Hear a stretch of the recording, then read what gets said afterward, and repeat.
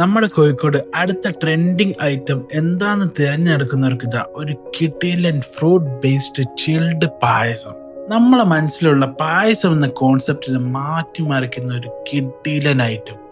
അടപ്രഥമനും പാൽപ്പായസം ഒക്കെ അല്ലേ നമ്മളെ ഇപ്പോഴത്തെ ഫേവറേറ്റ്.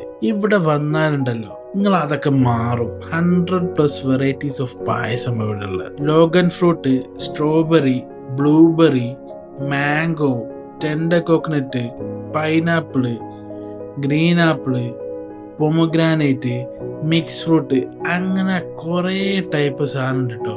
പക്ഷേങ്കിൽ ഇവര് ഒരു ദിവസം 2 ടൈപ്പ് പായസം ഇവർ സെർവ് ചെയ്യുന്നുള്ളൂ.